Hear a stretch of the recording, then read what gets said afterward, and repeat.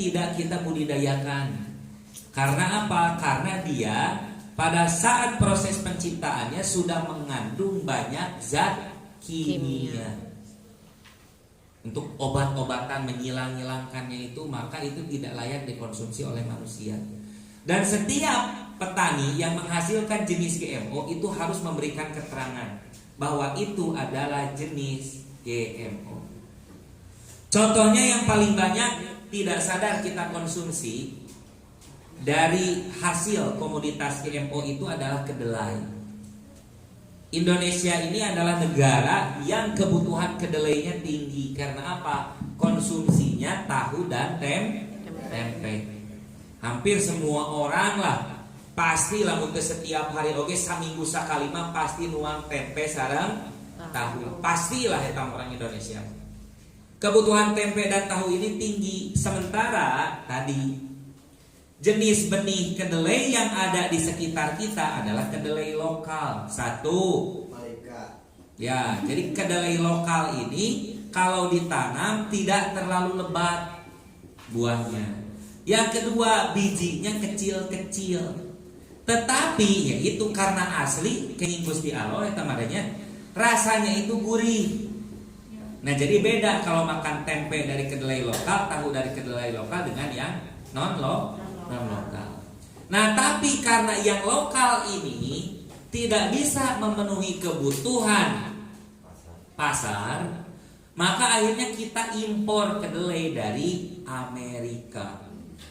Jadi ibu teh akhirnya nuangan tahu teh sanes produk Cibuntu, sanes produk Pasar Rebo, eta teh produk Amerika yang diolah di Pasar Rebo. Karena kedelaina bahan bakuna ti Amerika. Kedelaina teh. Nah, kedelai yang dari Amerika ini ibu bapak sekalian, sayangnya di negara asalnya tidak dikonsumsi oleh manusia. Kenapa? Karena kedelai yang diimpor dari Amerika di sana itu berasal dari jenis benih GMO. Di Amerika itu dibudidayakan untuk kebutuhan ternak. Jadi sebagai bahan makanan. Gitu. Nah, ini beritanya banyak. Silakan cari aja di internet kalau nggak percaya. Nah, yang GMO ini kalau di Amerika buat hewan ternak, kalau di kita buat ternak manusia. Nah, maka kita harusnya menghindari itu jenis benih-benih yang GMO. Nah, yang ketiga, nah ini baru yang hebat, adalah jenis benih heirloom. Jenis benih heirloom ini adalah jenis benih lokal atau benih turun temurun, Bu. Kami ibu sesah nyebat heirloom, bios heirloom, we. Asal tong Herman. Heirloom, we. Kami heirloom sesah, heirloom aja. Jenis benih heirloom. Ini adalah jenis benih lokal atau jenis warisan yang diturun-temurunkan dari nenek moyang kita. Otomatis karena ini jenis benih lokal yang turun-temurun, maka dia adalah jenis benih yang bisa dibudidayakan ulang. Jadi bisa dibudidayakan ulang terus-menerus selagi benihnya tidak rusak. Rusak itu artinya lembab, kesiram air, sudah berkecambah, tidak ditanam, itu rusak ya.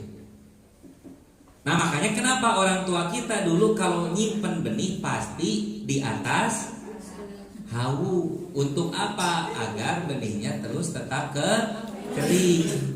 Karena tetap kering, mau ditanam 3 tahun berikutnya pun tetap tumbuh. Jadi itu bank benih. Jadi orang tua kita udah punya bank benih dari dulu. Nah, benih heirloom ini kelebihannya yang pertama jelas bisa ditanam ulang. Yang kedua kelebihannya jenis benih heirloom ini akamsi, anak kampung sini. Karena anak kampung sini, maka dia otomatis tidak rentan terhadap serangan hama. Karena geus wawuh jeung hama aya di dieu geus sok komunikasi. Jadi tidak akan mudah diserang hama seperti jenis tanaman yang hibrida. Tidak akan mudah diserang hama. Lalu kemudian yang berikutnya, mereka itu rentan juga terhadap tidak rentan terhadap penyakit dan perubahan cuaca. Jadi lebih kebal lah pokoknya mah. Cek paribasana jadi dina batu oge. Jadi gitu. Jenis benih ini mah. Nah, kelemahannya hanya satu benih heirloom ini. Kelemahannya benihnya sulit didapatkan. Kenapa? Karena masyarakat kita sudah beralih dari benih-benih lokal ke benih hibrida. Nah, jadi susah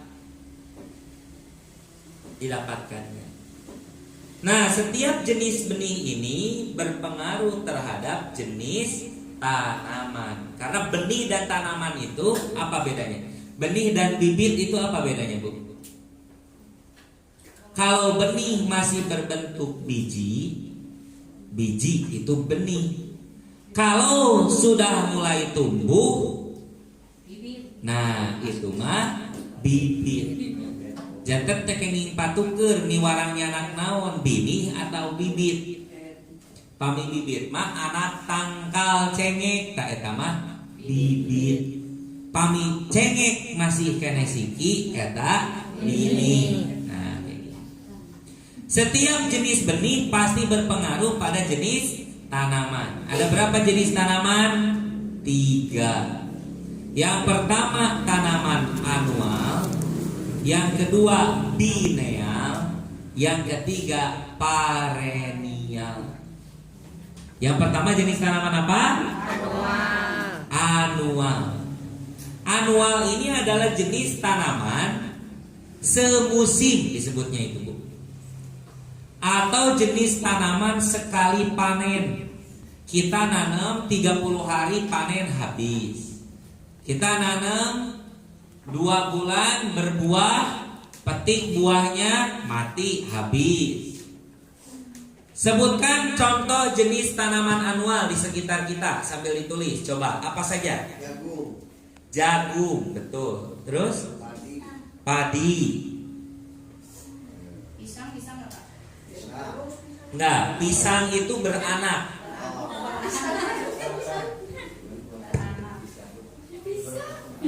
Apalagi yang sekali panen semusim? Terong. Terong, ya masukin aja dulu terong. Terong terus? Tengbon. Apa Pak? Apa itu? Botimun. Oh, bonteng. Ya. Bonteng itu tanaman semusim, betul. Terus apa lagi? Tengbon. Oyong hibrida, ya. Apa lagi? Pakcoy. Ya kan? Terus kalau udah ada pakcoy apa temennya? Sawi, selada, sosin, caisim, kol, timun suri. Tanaman semusim semua tuh. Cabe semusim, cengek semusim. Nah, kenapa disebut semusim? Usia panennya maksimal 6 bulan. Jadi dia tidak lebih dari 6 bulan. Walaupun tidak langsung habis, karena ada beberapa seperti cengek bisa masih 2-3 kali panen, terong bisa 3-6 kali panen. Tapi tidak lebih dari 6 bulan. Kalaupun lebih dari 6 bulan, nanti terongnya tuh dari tadinya besar semakin mengecil, semakin mengecil. Itu jenis tanaman anual. Sekali tanam, sekali panen. Ini jenisnya banyak banget. Hampir semua sekarang tanaman sayur yang dikonsumsi oleh kita itu adalah tanaman anual. Pakcoy, selada, sawi, kangkung cabut, bayam cabut, selada, itu semuanya tanaman anual. Yang kedua adalah tanaman biennial. Biennial ini adalah jenis tanaman tahunan. Biennial. Sebetulnya nulisnya B-I-E, biennial. Biennial ini adalah jenis tanaman apa tadi? Tahunan. Jadi dia bisa dinikmati hasil panennya dari 6 bulan sampai 3 tahun. Jadi usianya agak panjang. Ada yang cuma 9 bulan, ada yang cuma 12 bulan, ada yang bertahan 2 tahun, ada yang maksimal sampai 3 tahun. Contohnya apa, Bu?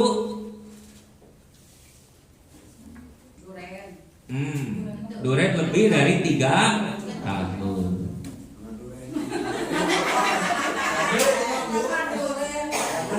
Contohnya apa? Yo, apa? Pisang enggak? Pisang itu lama karena dia otomatis beranak lagi. Walaupun ditebang, tapi kan anaknya tumbuh lagi, berbuah lagi. Apa? Singkong itu kalau dicabut diambil singkongnya berarti tanaman apa? Anual. Sekali panen.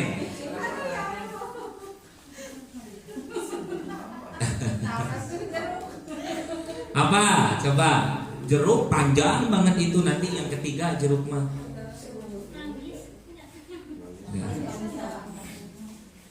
Markisa. Markisa. Terus apa? Waluh. Tahu waluh? Waluh itu apa? Labu. Bentar, ya Jepang dan Belanda ya konflik ya. Dia nu kumaha waluh Jepang, nu kumaha waluh Belanda.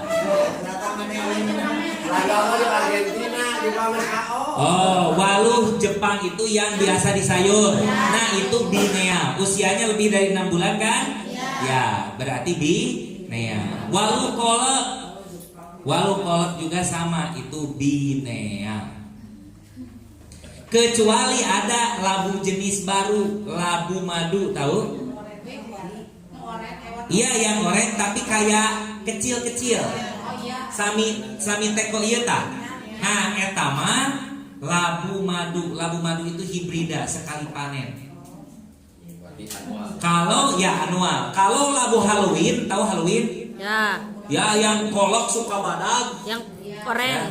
Ya, yang oranye itu buat 1 RT juga nggak habis. Nah, itu mah jenis biennial. Terus apalagi yang biennial usianya agak panjang?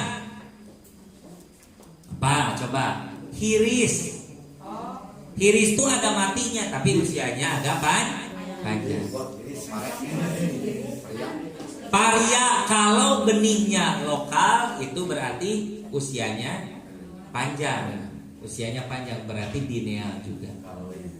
Apalagi yang biennial nih usianya agak panjang, apalagi? Bunga telang. Bunga telang itu usianya agak panjang. Ya. Terus apalagi? Roai. Kalau sudah ada roai pasti ada jaat. Ya, roai jaat itu tanaman biennial. Bisa lebih dari 6 bulan. Ya roai, Pak. Ada jaat.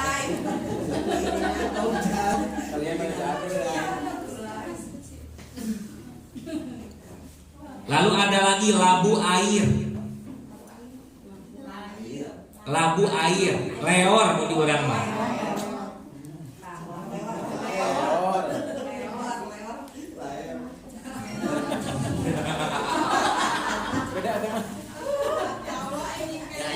Ya. Lewat malah air. Nah, ibu bapak sekalian, nah kita tadi belajar tentang benih ya. Nah, di sini kita akan mulai bisa membedakan benih yang tanaman yang berasal dari benih hibrida, maka akan menjadi tanaman annual. Sementara tanaman yang berasal dari benih heirloom, maka dia akan menjadi tanaman binea. Contoh, ibu beli benih cengek dari SWS, ditanam, maka itu jenis tanaman annual, semusim. Ibu melat cengek ya, kemangan, buahan, diala cengekna paeh we. Tah eta teh berarti jenis benihna hibrida. Kantos melat cengek gitu kantos? Melat cengek diala sakali dua kali paeh we tangkalna kantos? Nah eta berarti sanes lepat ibu teu tiasa ngarawat, sanes lepat benih. Nah, memang jenis benihnya adalah benih hibrida. Lalu kemudian yang berikutnya ada juga paria. Paria ini ada juga yang hibrida. Nah, paria hibrida ini ketika ditanam, panen kalaluan, dipanen ku urang atos paeh tangkal nagari. Kalau yang jenis heirloom, ketika sudah jadi tanaman, ketika ditanam, maka akan berbuah terus-menerus maksimal sampai 3 tahun. Cengek ada nggak yang heirloom, Bu? Ada. Jenis cengek lokal, buhun. Sok jadina di mana wae, nah galengan, dina batu, dina tembok. Ciri-cirinya apa? Batangnya besar. Batangnya itu besar, di bawahnya itu bisa sebesar ini. Batangnya besar dan posturnya tinggi. Daunnya kecil garaling, tapi cengekna leubet. Dipetik breng keluar deui kembang, petik breng deui. Tiasa dugi ka 3 tahun. Kantos ningali cengek nu kitu? Aya nu gaduh? Nah, eta jenis cengek heirloom. Binih asli, binih lokal. Nah, maka karena benih heirloom kelebihannya bisa dibudidayakan ulang, lamun menak cengek nu sapertos kitu binihkeun deui. Nah, di sekolah kira-kira mau nanam jenis benih yang mana? Yang hibrida atau yang heirloom? Heirloom. Sebaiknya menanam jenis benih heirloom. Nah, benih heirloom ini kelemahannya apa, Bu? Jenis tanaman binea dari benih heirloom ini usia panennya lebih lama. Kalau yang hibrida mah cengek teh 2 bulan ka 3 bulan tos biasa panen, pamilo heirloom mah 6 bulan baru bisa panen. Tapi kelebihannya yang heirloom ini 3 tahun tanamannya masih ada, yang hibrida 6 bulan sudah mati. Jadi lebih baik tetap menanam jenis benih yang heirloom. Setiap benih heirloom menghasilkan jenis tanaman bineal yang usianya 6 bulan sampai 3 tahun. Ada oyong, tahu oyong? Oyong yang dari benih lokal itu bisa 3 tahun, tapi yang hibrida hanya 6 bulan. Ada nggak jenis benih-benih yang kita kategorikan sebagai benih ada nggak jenis tanaman yang kita kategorikan sebagai tanaman bineal tapi benihnya tidak dijual hibrida? Memang benihnya asli lokal, benih heirloom. Ada takokak, aya tuh jual benih takokak di toko tani.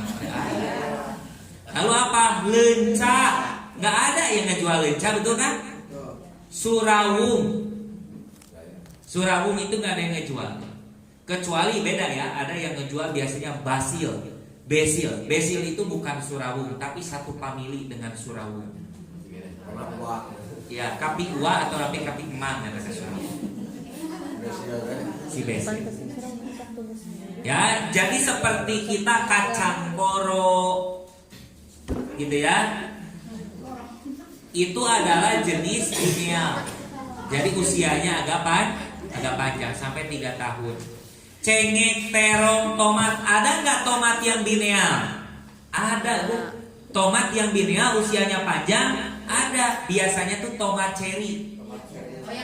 Yang kecil-kecil. Wah, ngapiak di mana-mana. Teu CF. Sikina lagrag deui kana taneuh jadi deui ngapiak deui. Nah, itu adalah benih heirloom, jenis tanamannya bineal. Jadi ulah melak tomat anu sakali buahan 3 siki urang dipetik pae.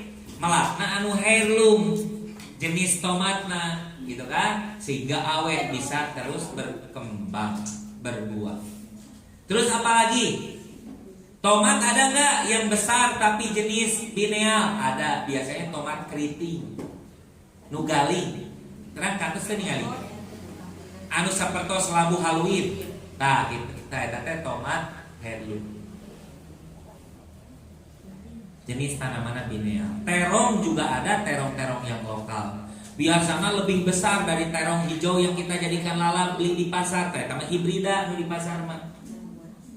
Nah, Bu, Pak, yang hibrida ini tidak bisa tumbuh lebat, tumbuh baik tanpa adanya suplai obat-obatan. Jadi Ibu Bapak pami ayeuna meser benih hibrida, dipelak di bumi, nah anu urang mah terong teh teu leubeut. Nah anu dipelak si amang itu di sawah mah leubeut. Benten itu mah ngangge obat, nu di bumi urang mah teu ngangge obat. Melak cengeng nu hibrida ge kitu, nu batur mah leubeut, nu urang mah teu sabab naon, da urang mah teu ngangge obat. Jadi tergantung sekali terhadap penggunaan obat-obatan. Ketergantungan. Nah, yang ketiga adalah jenis benih apa tadi, Bu? Heirloom, betul. Jenis benih heirloom. Bukan benih, tanaman heirloom. Tanaman perennial. Benih heirloom, tanaman perennial. Nah, tanaman perennial ini disebutnya sebagai tanaman menahun. Kalau yang tadi apa? Tahunan. Kalau yang ini menahun. Nah, disebut sebagai tanaman menahun karena apa? Karena bisa dipanen hampir seumur hidup. Jadi nu melakna tos pupus tangkalna aya keneh. Tah eta jenis tanaman perennial. Usianya sangat panjang. Contohnya apa jenis tanaman perennial? Kalapa, jengkol, peteuy, terus kadu, manggis, mangga, apa?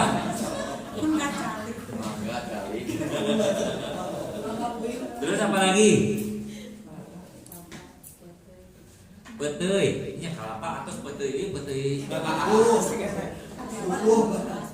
duku, lengkeng, jeruk, salak. Kenapa yang disebutin buah-buahan semua? Ada nggak jenis tanaman sayuran atau yang biasa kita masak yang itu terkategori sebagai tanaman perennial? Ada pasti. Hah? Enggak lah. Kangkung ini kalau yang hibrida, kangkung yang kita beli benihnya dari pasar, itu jenisnya anual, karena kan dicabut. Kalau nggak dicabut juga diarit, hanya beberapa kali jadi lagi mati udah.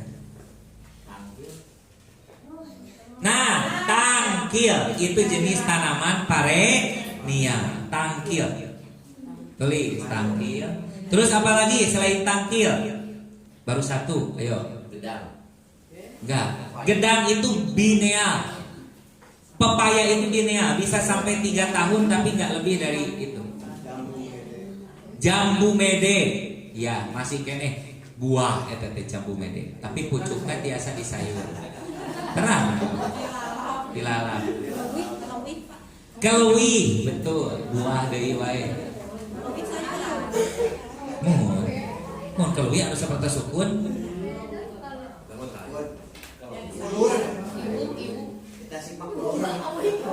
Apalagi? Yo. Katuk. Katuk itu jenis tanaman perennial. Ibu teh apa? Awi, bambu, iya bambu perennial. Enak digebukeun, Pak.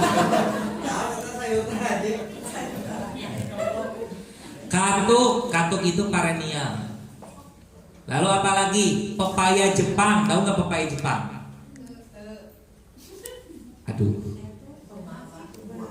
anu sok dilalap gini, anu sok jantan pager.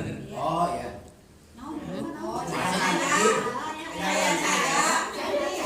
Caya-caya, sebetulnya caya-caya beda sama pepaya Jepang.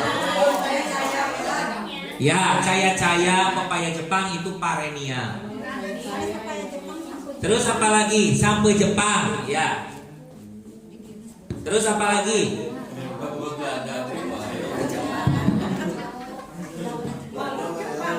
Terus apa lagi? Cengkeh, ya cengkeh parenia jelas. Yang sayuran, kelor, kakadongdongan, mamangkokan, poh-pohan. Nah, itu semua jenis tanaman parenia. Terus ada lagi apa? Bayam Brazil. Tahu bayam Brazil? Pepaya Jepang. Terus apa namanya? Ginseng Jawa. Tahu ginseng Jawa? Som. Nah, itu juga sama parenial. Cabe areuy. Kucubung, bade disok ku bapak kucubung. Tapi memang kucubung parenia. Terus apa lagi? Yang parenia apa? Pisang itu termasuk parenia. Usianya sangat panjang. Sekali nanam kita bisa memanfaatkan seumur hidup kan? Terkedah melap deui. Asal tong dibumpa we dibeku etana. Binahong itu termasuk bineal. Ada matinya dia setelah 3 tahun, nanti mengecil mati. Tapi yang parenial apa? Sereh. Sereh, tahu sereh yang suka dipakai ngeliwat? Itu parenial, asal tong di. Salam. Kalau sudah ada sereh pasti ada salam. Siri. Itu atuh padi mah anu. Siri. Tahu siri? Ya sere. Siri sama sere teh namun bentena. Sere sama sere beda ya. Sere. Ya siri. Siri teh sere berarti. Siri teh sere. Oke. Siri yang warna merah, yang warna hijau itu kan? Nah, itu juga parenial. Vanili parenial. Pedas tahu pedas? Parenial. Ketumbar parenial. Terus muncang, tahu muncang? Kemiri parenial. Nah, kunyit parenial. Semua keluarga rimpang itu parenial. Jahe, cikur, asal tong diala sadayana. Jadi lamun aya sadapuran diala sapali mungkin sina janten deui. Kapol parenial. Sekali nanam kita bisa memanfaatkan dalam durasi waktu yang sangat panjang, lebih dari 3 tahun. Ai pala naon? Parenial sama panjang dari pala. Sekarang saya mau nanya, coba kalau tales apa tales? Tales apa?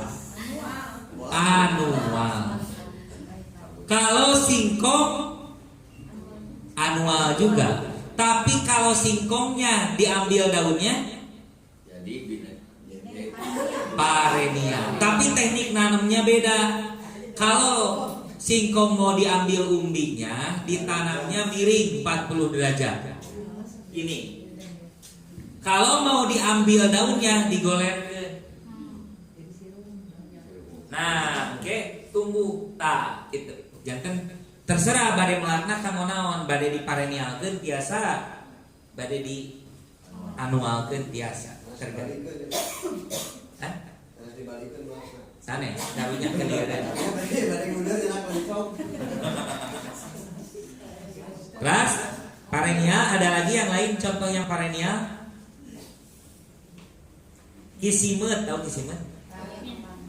Nah, ayat tanggalnya di sekolah di dia. Sok ditumis atau napi digoreng, kayak rasanya seperti simet.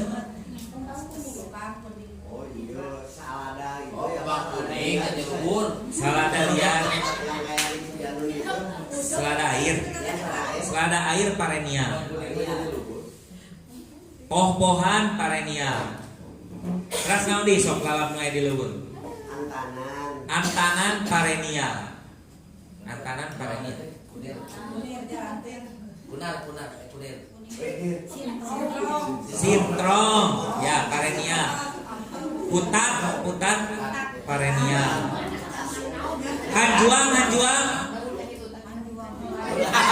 Hanjuang itu perennial. Katanya daun ketentutan. Daun-daun. Lala bener. Paminuan gitu hitut wae. Sana.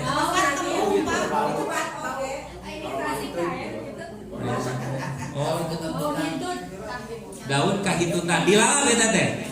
Uyuh kan ngalalana boleh. Yang katanya itu kurang. Obatnya. Kudu kalau lu kata pakai obat. Kan di sarung mun beuteung. Janten tos biasa ngabedakeun ya mana tanaman anual, mana pineal, mana perennial. Nah, ibu bapak sekalian, agar memudahkan program tatanen di sekolah, sebaiknya sekarang setelah IHT nanti kebun di area sekolahnya disesuaikan lagi. Sebagian besar harus ditanam tanaman perennial. Jadi 50% itu tanaman perennial. Yang tadi disebutkan kelor, gitu ya, poh-pohan, katuk. Ya itu yang harus yang perennial. Janten naon teu bedenya teh di pelapak coy sadaya panen sasasi dugul aya pamariosan ka dieu. Nah, ieu mah teu jalan TDBA padahal mah beres panen. Maka di dalam satu bedengan itu harus ada tanaman perennial, kakadongdongan gitu ya, mamangkokan, katuk, teras kedah aya oge bayam Brazil, gingseng Jawa itu 50%. Bunga turi itu sama juga. Nah, aya seueur di Purwakarta. Gitu ya. Nah, baru 50%. Tadi apa 50%? Perennial. 30%-nya binea, cengek buhun, tomat buhun, terong buhun, paria buhun. Nu lokal-lokal sadayana, nu usiana sampai 3 tahun. Markisa, labu, waluh Jepang, bunga telang, roai, jaat, nah itu 30%. Baru yang 20%-nya sebagian kecilnya ditanami tanaman anual. Apa? Kangkung cabut, bayam cabut, kan itu ya. Terus apa lagi? Pakcoy, selada, sawi. Nah kabayang pami ibu ayeuna melak pakcoy sadayana. Akhirnya nyeri cangkeng setiap bulan. Pasti melak, ngarawak, panen, melak deui terus berulang-ulang sementawis populasina terlalu seueur. Janten moal aya saena cangkeup teras capek. Janten ke atasnya. Nah, itu presentasinya. Tanaman anual, tanaman biennial, tanaman perennial. Nah, yang berikutnya ibu bapak sekalian, tadi kita berbicara tentang kebun permakultur ini menggunakan sebagian input nutrisi dari bahan-bahan lokal, makanya disebutnya nutrisi alami. Disebutnya itu nutrisi alami. Kenapa disebut nutrisi alami? Karena proses pembuatannya alami, tidak menggunakan input bahan-bahan kimia yang berbahaya. Itu ya. Jadi nutrisinya menggunakan nutrisi alami. Dari apa contohnya? Dari cangkang telur misalnya. Dari kotoran hewan. Ada macam-macam yang dibuat, ada fotosintesis bakteria, dibikinnya dari apa? Telur, MSG dan air. Lalu kemudian ada biokompon, dibuatnya dari kotoran sapi, yang kayak gitu-gitu semua bahannya. Nah, dan nanti kita di siang hari akan mempraktekkan pembuatan itu. Nah, berikutnya ibu bapak sekalian, kita akan coba mempelajari pola penanaman. Di dalam desain kebun permakultur yang harus kita perhatikan adalah zonasi, pembagian zona. Zonasi itu pembagian zona artinya. Nah, ibu bapak sekalian, permakultur ini kan tadinya memang bukan untuk sekolah ya, memang untuk penataan lingkungan secara umum. Mau penataan rumah, mau di kebun gitu ya, yang mau ditata menggunakan model dan prinsip permakultur. Nah, ibu bapak sekalian, zona itu dibagi dari zona 0 sampai zona 5. Ada berapa zona berarti? 5. Dari zona 0 sampai zona 5. Ada 6 zona. Ya, ada 6 zona. Nah, zona 0 adalah zona yang berfungsi sebagai pusat kegiatan. Jadi kalau di rumah, ya rumah itu adalah zona 0. Kalau di sekolah, zona 0-nya banyak. Ruang kepala sekolah, zona 0. Ya, ruang kepala sekolah merangkap apa UKS itu zona 0. Ruang kelas ini zona 0. Ruang kelas pojok sana zona 0. Ruang kelas atas zona 0.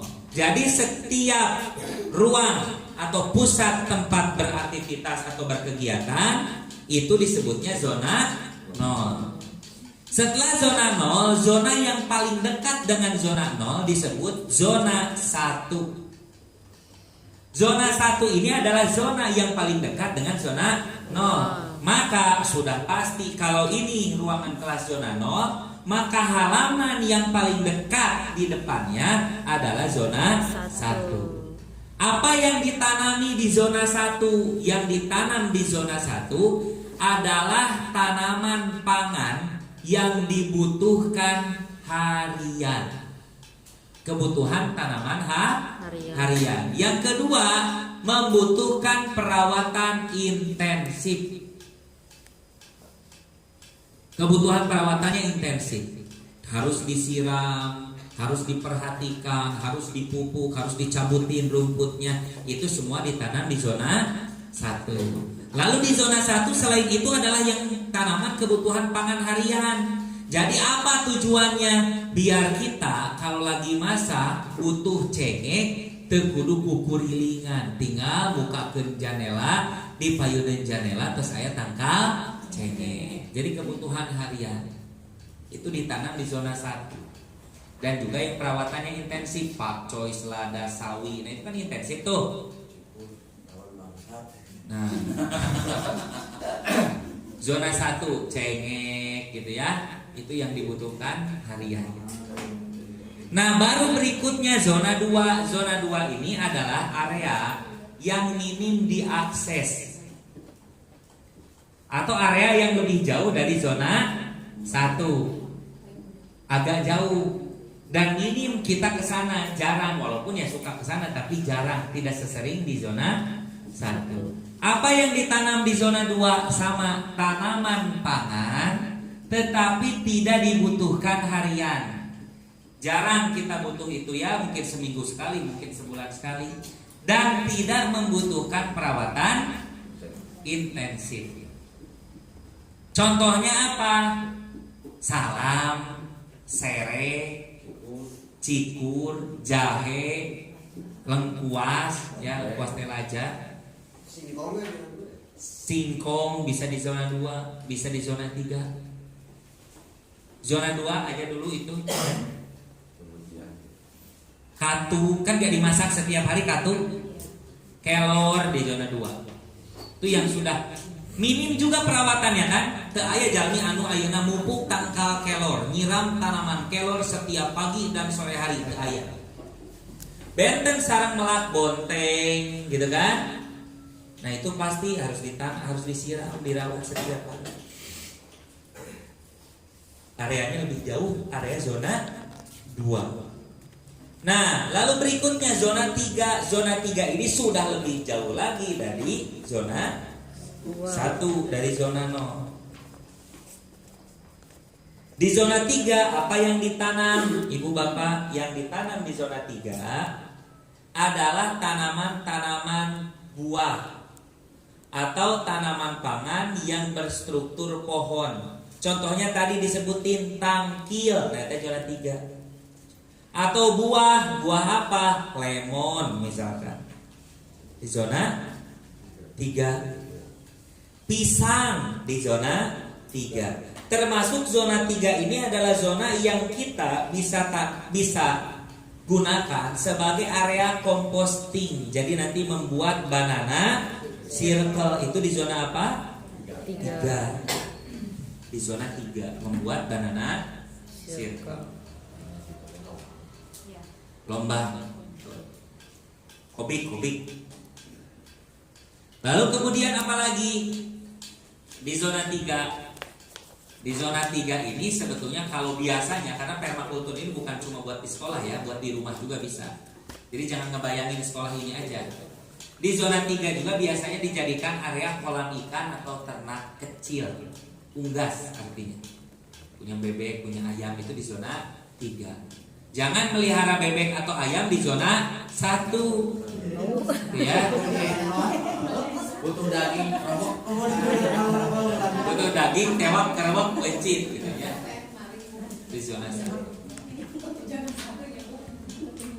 Nah, kalau di sekolah-sekolah di Purwakarta, karena lahannya terbatas, jadi permakultur di sekolah itu sampai di zona 3. Nggak ada zona 4, nggak ada zona 5.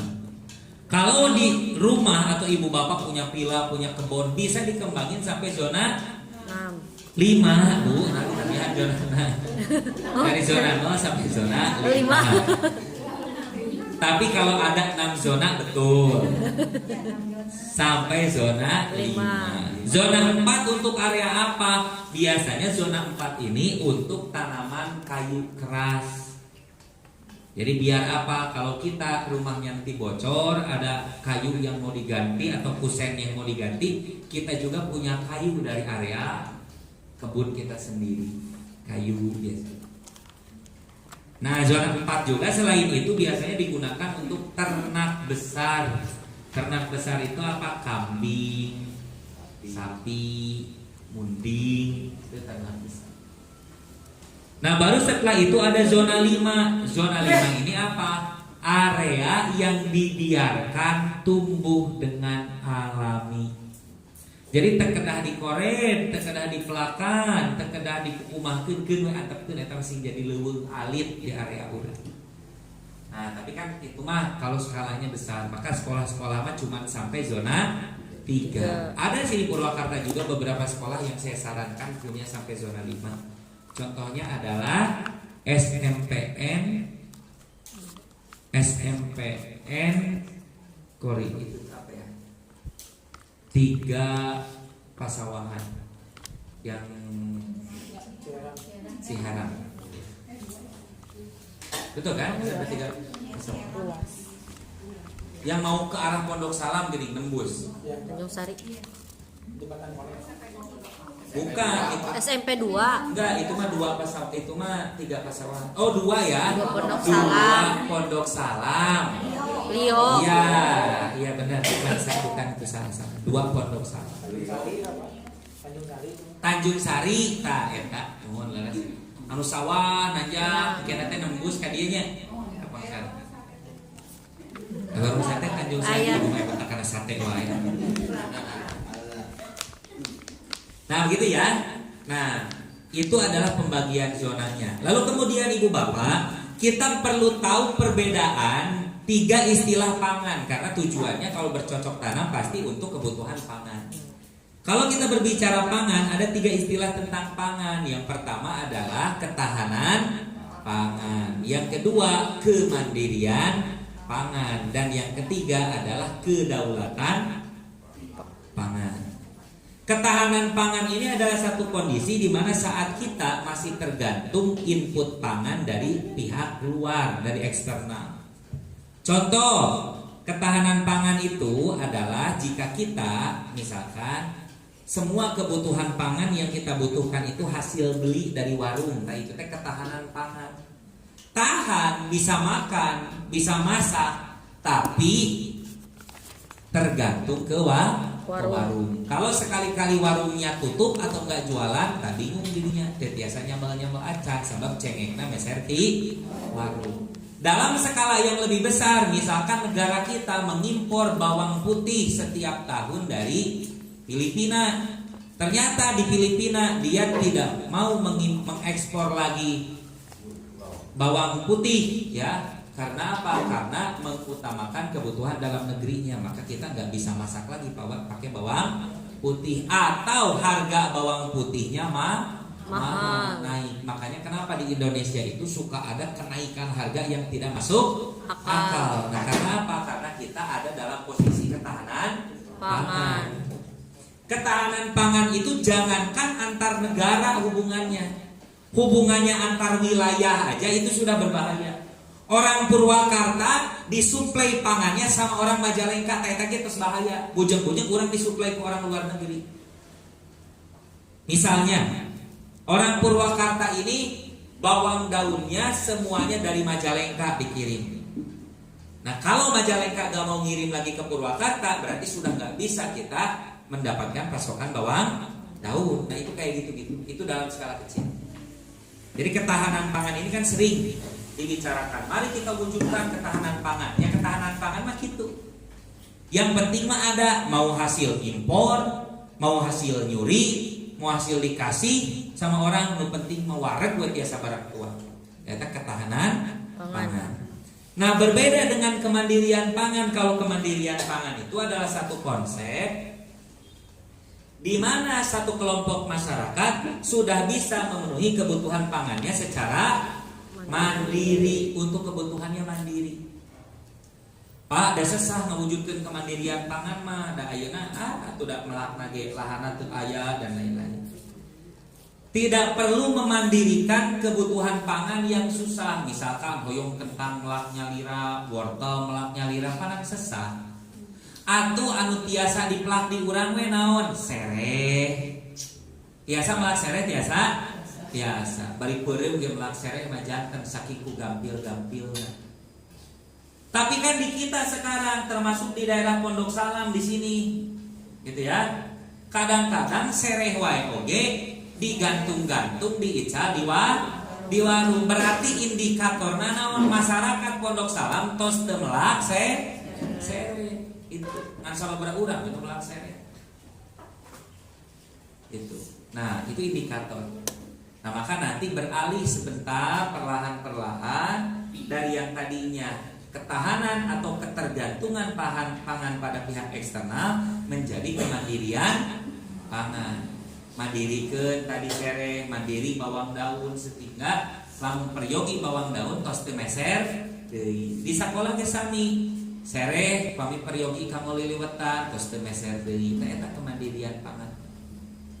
Lalu yang ketiga adalah kedaulatan pangan. Kedaulatan pangan ini artinya apa? Kalau kita sudah bisa memenuhi kebutuhan pangan kita secara mandiri dan bisa membagikannya pada pihak lain, baik secara komersil maupun secara sosial. Kalau komersil itu dijual, pami sosial mah nya dipasikeun, pami aya nu nyuhunkeun. Da pasti pangna urang masihan oge da urang tos seueur peryogi teu peryogi kan kitu nya. Seueur sereh seueur salam aya batur nu peryogi mana we sok canak saperyogina kan gitu. Jarang melak gitu ya. Nah, itu perbedaannya. Nah, lalu kemudian ada satu pengetahuan penting yang perlu kita dapatkan bersama-sama. Berkaitan dengan apa? Berkaitan dengan memahami kebutuhan sinar matahari. Jadi kadang-kadang kita ini di sekolah gagal dalam proses bercocok tanam. Itu karena apa? Karena kita tidak bisa atau tidak memiliki pengetahuan membedakan kebutuhan sinar matahari tanaman yang kita tanam. Seringkali begitu, Bu. Akhirnya apa? Karena tidak bisa atau tidak mengerti bagaimana menempatkan tanaman sesuai dengan kebutuhan sinar mataharinya, akhirnya tanamannya tumbuh kurang bagus.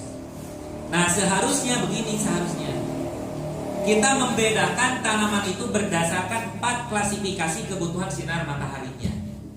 Ada tanaman puncak, tanaman tinggi, tanaman menengah, dan tanaman bawah. Jadi puncak, tinggi, menengah, bawah. Puncak ini adalah tanaman yang kebutuhan sinar mataharinya paling tinggi. Paling tinggi kebutuhan sinar mataharinya. Bukan tangkalnya jangkung atau penek, bukan. Tapi kebutuhan sinar mataharinya paling tinggi. Nah, cirinya tanaman dengan kebutuhan sinar matahari yang tinggi, tanaman ini tidak memiliki dahan dan ranting, batang tunggal. Nah, itu ciri tanaman ini membutuhkan sinar matahari yang tinggi. Contohnya apa? Kaktus. Terus apa lagi? Jambe, pinter. Terus apa lagi? Kelapa. Terus apa lagi? Yuk, nyari adik-adik. Kelapa, betul. Terus? Teu aya dahanan, teu aya rantingan. Naon di?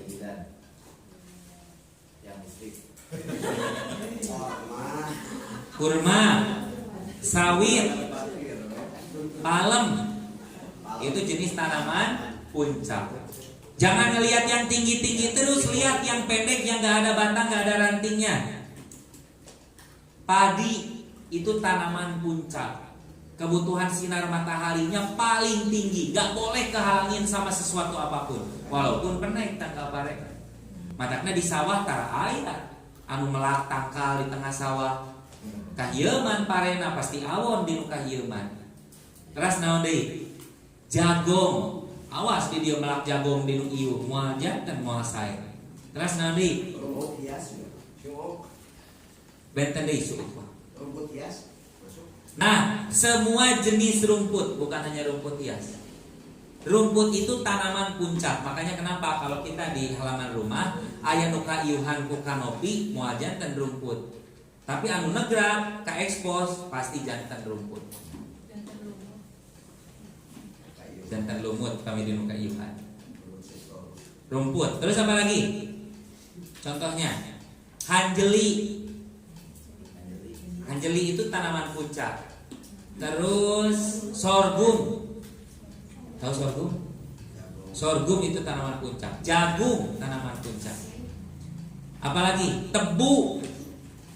Tebu itu tanaman puncak. Kaso, terang kaso. Terubus. Terubus itu tanaman puncak. Itu ciri-cirinya, tanaman puncak. Nah, yang kedua adalah tanaman tinggi. Ciri-cirinya sebaliknya, dia punya banyak dahan dan punya banyak ranting. Contohnya apa? Buah-buahan. Durian, manggis. Yang buah-buahan tuh ari eta, ari pepaya lebetna naon? Oh iya. Pepaya itu puncak, jenis tanaman puncak. Kebutuhan sinar mataharinya puncak. Terus yang tinggi apa? Tadi jambu, manggis, lengkeng, dan lain-lain. Nah, ibu bapak seringkali kalau kita punya kebun, kita itu nanam itu pakai jarak kan? Genep meter ke genep meter, 4 meter atau 4 meter, betul nggak? Nah, sebetulnya kalau kita paham ilmu ini, puncak, tinggi, menengah, bawah, kita itu bisa menanam dengan lebih rapat. Tingali di leuweung, aya teh jarak nanam genep meter ke genep meter. Teu aya, rapat we di leuweung mah. Kenapa? Karena di hutan menggunakan sistem puncak, tinggi, menengah, bawah. Menggunakan sistem kebutuhan matahari. Janten bapak ayeuna pamigaduh kebon, bade melak kalapa sareng melak manggis, di dia manggis. Ulah melak kalapa tebih tina manggis. Tempelkeun we ieu manggis, ieu kalapa. Nanti ketika tumbuh, kelapa akan ada di atas pohon manggis. kelapanya bagus, manggisnya juga bagus. Ini disebutnya tekniknya apa? Syntropic farming. Jadi dengan metode syntropic farming, kebun kita tuh walaupun kecil tapi akan rapat seperti kerapatan hutan. Lalu di bawahnya nanti diisi oleh tanaman menengah, diisi lagi oleh tanaman bawah. Akhirnya apa? Akhirnya di bawahnya penuh, di atasnya juga penuh. Jadi dari lahan yang kecil kita bisa memanen berbagai macam hasil dan berbagai komoditas. Kabayang lamun melak akhirnya dijarakan gitu genep meter. Di handapna lowong di luhurna pinuh memang, tapi di handapna lowong kosong. Nah harusnya di bawahnya penuh, di atasnya juga penuh. Sama seperti pola hutan, sama persis. Nah lalu yang berikutnya adalah menengah. Menengah ini sebagian besar adalah kebutuhan sinar matahari bagi tanaman sayuran, pakcoy, selada, katu, kelor gitu loh. Ini adalah tanaman menengah. Bukan nggak butuh sinar matahari, butuh sinar matahari masih masuk, tapi bukan sinar matahari yang utama. Dan yang terakhir adalah tanaman dengan kebutuhan sinar matahari yang paling rendah. Yang paling rendah ini apa kebutuhannya? Enggak, bunga itu tanaman menengah. Kalau yang paling rendah ini rimpang sebagian besar Pak. Rimpang. Ya, jahe, ya di bawah teduhan boleh. Termasuk apa? Termasuk honje, congrang, kapol. Itu di bawah teduhan. Makanya suka dijadikan tanaman apa? Tumpang sari. Karena kebutuhan mataharinya ini. Jadi kebayang kalau kebun kita di bawahnya pakai tanaman tumpang sari dengan tanaman-tanaman yang minim, di atasnya diisi oleh tanaman tinggi dan tanaman puncak, pasti penuh area kebun kita. Rapat. Nah nanti kita sambil berjalan, nanti kita akan keluar keliling-keliling jalan-jalan akan melihat mana area tanaman puncak, tanaman tinggi, tanaman menengah, tanaman bawah, cocoknya bagaimana, sebaiknya seperti apa, itu akan kita lihat bersama-sama nanti. Ya. Nah, lalu yang berikutnya, Ibu Bapak sekalian, kalau kita berbicara tentang kemandirian pangan tadi, kita harus tahu tanaman apa saja yang bisa kita tanam. Oke, kita mulai dari yang paling pertama. Tanaman yang bisa kita tanam itu dari jenis akar. Jadi kan ada akar, batang, daun, bunga, buah. Sekarang akar itu artinya apa? Tanaman apapun yang dimanfaatkan akarnya, atau kita memanen dari akarnya.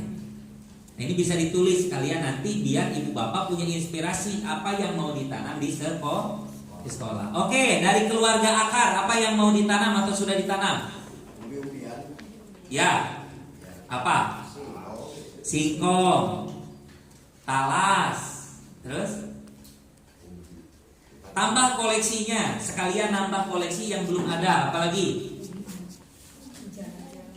Apa? Kangkung ya? Bisa. Ubi.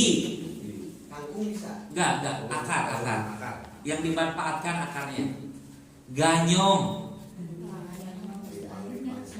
Iya, ganyong itu maksudnya biar nambah koleksi di sini. Kentang boleh tapi agak susah kalau buat di daerah kita.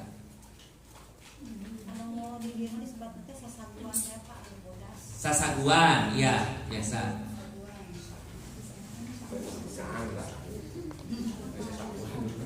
Sagu, ganyong. Terus apa lagi yang rimpang, yang ini yang mau ditanam? Umbi. Dari rimpang-rimpang apa? Jahe, ada kan jahe? Ada. Jahe, terus kunyit, lada, cikur belum ada? Belum. Cikur. Terus temulawak, temu kunci, temu ireng, temu kangen. Coba ditulis aja dulu. Dan rimpang itu benihnya gampang dapatnya Bu. Tinggal ke pasar meser 5.000, temulawak 5.000, temu kunci 5.000 gitu. Temu ireng, Nah, kayak biasa dipelak-pelak ke di sekolah. Apalagi yang rimpang-rimpang.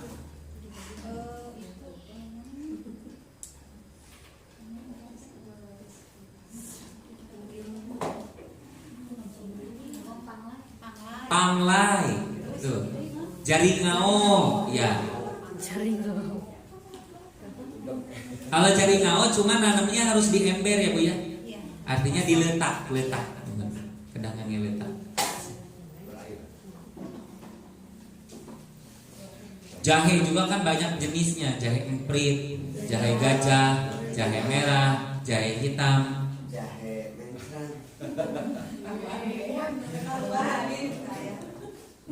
Lalu setelah akar apa? Batang. Tambah koleksi tanaman dari batang yang sudah ada di sini apa? Sereh ada? Sereh belum? Nah, berarti nanam sereh. Terus apa lagi? Kalau kapal maksudnya tadi. Kapol itu buah. Buah. Yang diambil kan buahnya. Kalau nanam kan batang. Bukan, yang diambil, yang dimanfaatkan buahnya. Jadi ini klasifikasi tanaman yang dimanfaatkan batangnya misalnya. Oh iya. Yang dimanfaatkan batangnya apa? Honjet biasa batang oke.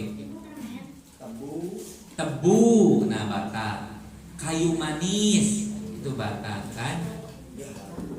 Gaharu itu batang. Sereh yang udah pasti batang itu. Sebetulnya bawang daun, seledri itu juga bisa masuk batang.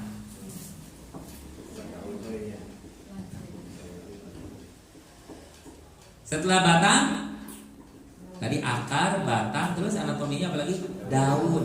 Daun apa aja yang mau ditanam? Daun yang dimanfaatkan daunnya? Salam. Pisang. Sereh. Yo, tanam. Apalagi? Yang ada ataupun yang mau ditambah yang belum ada?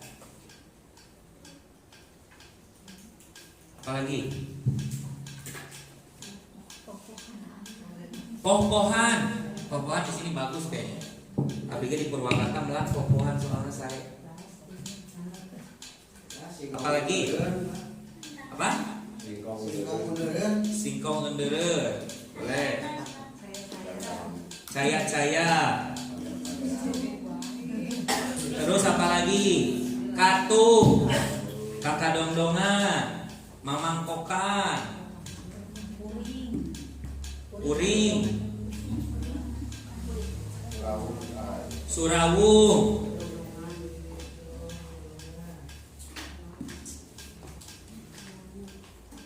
apalagi pacoy, selada yang gitu kan dalam. Tanaman bunga gimana Pak? Nanti ada lagi. Apa? Masih sampai daun dulu. Itu kan makanan mata. Daun. Maksudnya bunga-bungaan yang berupa daunnya gitu Pak. Apa? Ya kayak Bunga yang dimanfaatkan daunnya apa?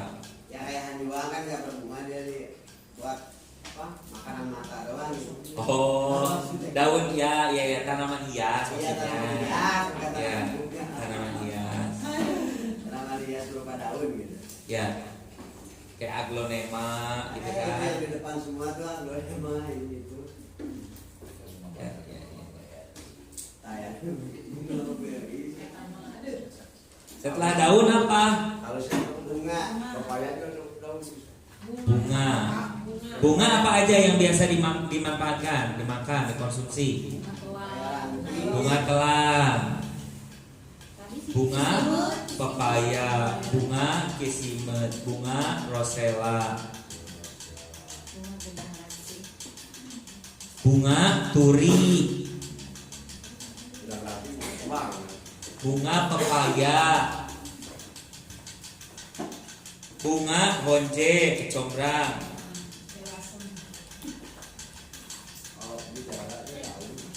Apa? Bidara daun sama buahnya.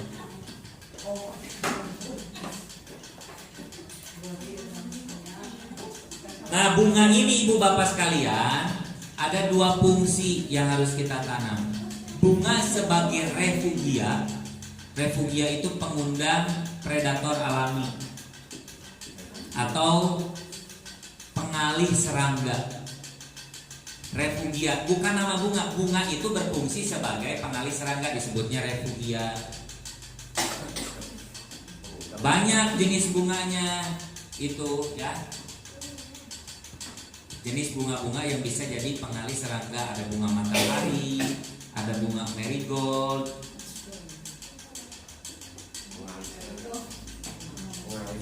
Pengalih. Jadi di sini kan belum ada bunga nih, harusnya ada bunganya di area kebunnya, biar ada pengalih serangga. Lalu berikutnya ada juga bunga yang berfungsi sebagai edible flower. Bunga edible. Edible ini artinya bunga-bunga yang bisa dikonsumsi, baik dengan cara diseduh, dioseng, atau dimakan mentah. Edible flower, bunga yang bisa dikonsumsi baik dengan cara dimasak, diseduh maupun dimakan mentah. Biasanya yang dimakan mentah ini bunga-bunga yang berfungsi sebagai dressing, bunga kemikir, keluarga kosmos, semuanya itu adalah edible flower, bisa dikonsumsi. Nah, lalu kemudian ada bunga yang biasanya dikonsumsi dengan diseduh. Apa? Rosella, bunga telang, globe amaran namanya. Globe amaran teh kami diurang mah kembang kancing, kembang kenop nu warnana ungu. Coba cari aja di internet globe amaran. Terus apa lagi? Bunga lavender, bunga chamomile. Nah, itu bunga-bunga yang bisa diseduh. Kalau bunga yang bisa dimasak apa? Bunga turi, bunga kisimet, bunga terubus, bunga pepaya. Kumis kucing, biasanya kalau kumis kucing itu diseduh, dijadiin obat herbal gitu. Ibu punya kumis kucing? Punya kumis kucing? Jarang ya? Nah, kena melak di sekolah tak? Kumis kucing. Nah, itu ya. Setelah bunga baru buah. Buah apa aja? Nah, yang ditanam di sekolah diharapkan disesuaikan dengan kebutuhan. Misalkan kita nanam bunga telang di sini, pasti biar lebih segar. Nanti kalau lagi panen dibikin minuman pakai lemon, maka lemonnya ditanam di sekolah. Nanam lemon. Kelapa hibrida Bagus aja, cuman memang kelapa hibrida tadi ya, dia punya sisi-sisi kelemahan, tidak sebaik kelapa yang lokal. Jadi kelapa hibrida itu gini Pak, kalau orang tua kita melihat manfaat tanaman itu selalu utuh, bukan melaka-lapa, tiasa ngalaka-lapa, kalapana pendek, di imam deweganana tos gitu. Ai sebuah urang mah teu kitu ngemutna, melaka-lapa teh sagala kaala, kalapa na kaala, baralak na kaala, termasuk nanti kalau kelapanya sudah tua bisa jadi material bangunan. Dan material bangunan dari kelapa itu lebih kuat daripada jati, lebih bagus daripada jati. Nah, orang tua kita tuh mikirnya ke sana. Nah, sekarang di Indonesia kelapa-kelapa lokal itu diganti semua sama kelapa hibrida. Kelapa nu pararenek tos buahan. Reksa dari urang mah tangkal kelapa mah jangkung tika pungkur oge. Tiasa belasan meter, puluhan meter tangkal kelapa teh. Fungsina naon? Fungsina kelapa sebagai kayu, material bangunan. Nah, di urang lainnya digentos. Bahkan kelapa kan aya mah aya nu sameter wae ge buahan. Nu pendek oge. Bahkan jangkung kene urang sareng kalapa buahna teh dihanap we. Tah eta bagus lamun jang di ala dewegana mah. Tapi kan kamu material mah teu representatif gitu.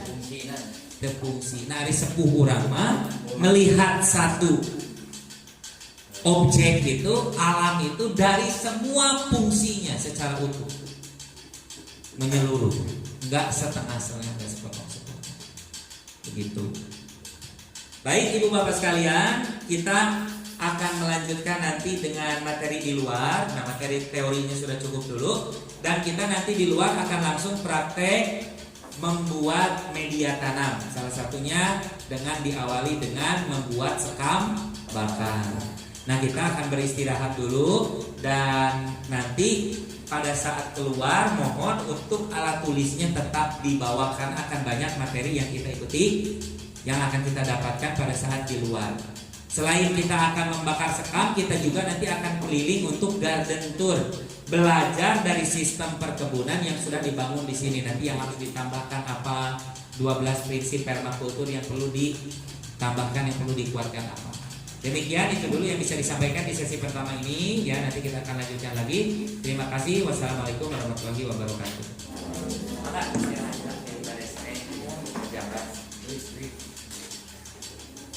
Wih,